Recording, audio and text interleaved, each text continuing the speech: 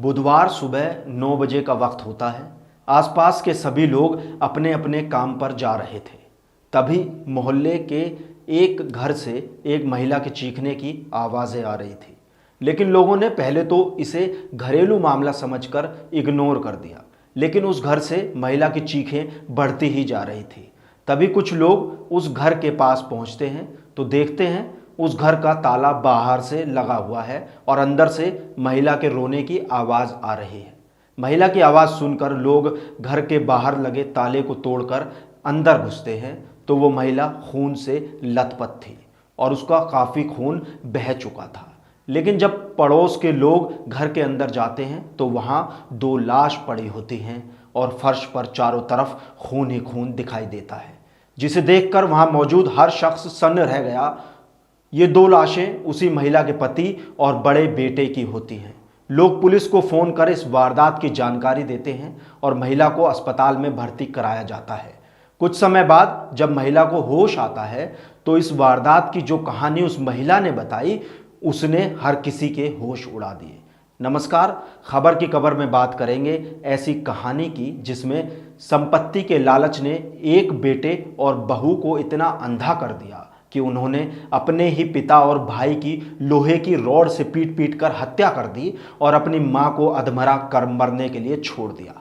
रिश्तों का कत्ल कर देने वाली ये जघन्य वारदात आपको भी सोचने पर मजबूर कर देगी। उत्तर प्रदेश के अंबेडकर नगर जिले के अकबरपुर की ये वारदात है और तारीख होती है 2 जुलाई 2023 दिन बुधवार। वक्त होता है सुबह के 9 बजे का। शहर के सबसे बड़े सर्राफा व्यापारी और गहना कोठी के मालिक कृष्णानंद सोनी दुकान पर जाने की तैयारी कर रहे थे। बड़ा बेटा आनंद भी कारोबार में अपने पिता के साथ हाथ बटाता है तो वो भी सुबह सुबह तैयार हो रहा था। उधर माँ सुनीता शिवाला घाट पर शिव मंदिर में पूजा अर्चना करने के लिए गई हुई थी। इसी बीच कृष्णानंद का छोटा बेटा रवि अपने ससुर राधेश्याम और साले सोनू के साथ वहां पहुंचता है। अपने बेटे, उसके साले और ससुर को देखकर कृष्णानंद खुश होते हैं और उन्हें बैठने के लिए कहते हैं, मगर रवि की आंखों को देखकर अंदाज़ा लगाया जा सकता था कि वो यहाँ बैठने या पिता से बातचीत करने के लिए नहीं आया है। रवि की संगत शुरू से ही गलत रही थी, इसलिए कृष्णानंद सोनी ने उसे 2014 में अपनी संपत्ति से बेदखल कर दिया था और सारी वसीयत बड़े बेटे आनंद के नाम कर दी थी। इसी बात को लेकर रवि का अपने पिता और भाई से विवाद रहता था और वो लगातार पिता से संपत्ति में हिस्से की मांग कर रहा था। इसलिए आए दिन पिता और भाई से लड़ता झगड़ता रहता। वो कभी दुकान पर आकर गाली गलौज करता तो कभी घर पर आकर पिता और भाई को जान से मारने की धमकी तक दे देता था। क्योंकि छोटे बेटे रवि की शादी बड़े भाई आनंद की साली के साथ हुई थी और दोनों बहू बेटों की हरकतों से तंग आकर घर से निकालकर इनके पिता ने बेदखल कर दिया था। कुछ रिश्तेदारों और रवि के ससुर के समझाने के बाद कृष्णानंद ने रवि को अपनी संपत्ति में से हिस्सा देने से भी साफ साफ इनकार कर दिया था और रिश्तेदारों के दबाव में आकर रवि को शहजादपुर में ही किराए पर एक कमरा दिलवा दिया था, जहां वो अपनी पत्नी शालिनी के साथ रहता था। रवि को कृष्णानंद सोनी की तरफ से खर्च के लिए बराबर पैसे दिए जाते थे, मगर रवि की गंदी नीयत पूरी प्रॉपर्टी और पिता की संपत्ति पर थी।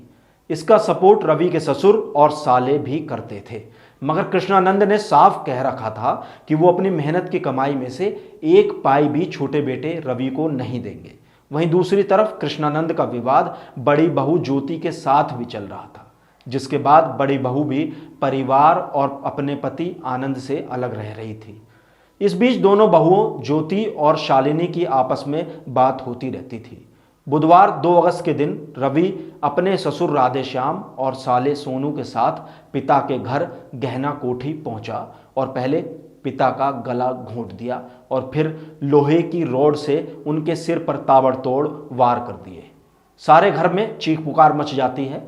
पिता के चीखने की आवाज़ सुनकर बड़ा बेटा आनंद भी वहां पहुंचता है तो सभी उस पर हमलावर हो गए।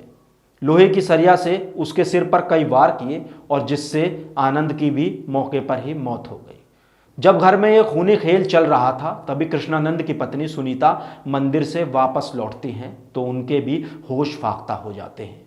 उनके पति और बड़ा बेटा जमीन पर खून से लथपथ पड़े थे। रवि के सिर पर ऐसा खून सवार था कि ये भूल जाता है कि जो औरत उसके सामने खड़ी है उसने उसे जन्म दिया है।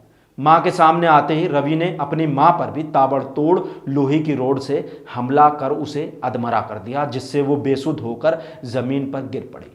अपनी मां को चीखता चिल्लाता छोड़ रवि बाहर से घर का ताला बंद कर साले और ससुर के साथ वहां से फरार हो गया।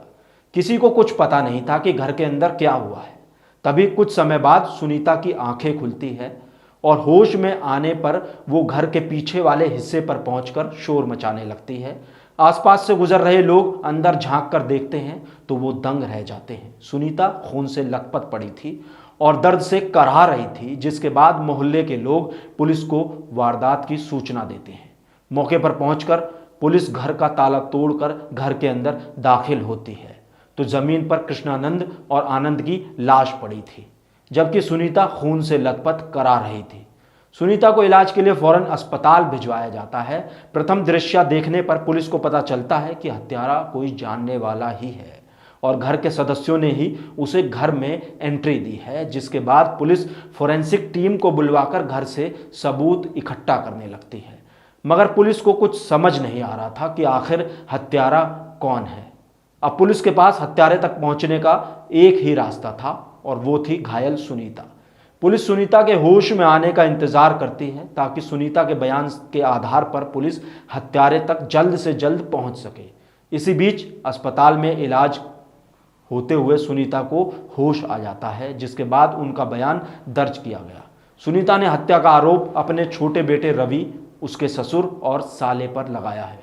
सुनीता के बयान के आधार पर छोटे बेटे रवि, उसकी पत्नी शालिनी, बड़ी बहू ज्योति, समधी राधेश्याम और उनके बेटे सोनू पर हत्या करने और जानलेवा हमला करने की धारा में केस दर्ज कर लिया गया है और पुलिस आगे की कार्रवाई में जुटी हुई है।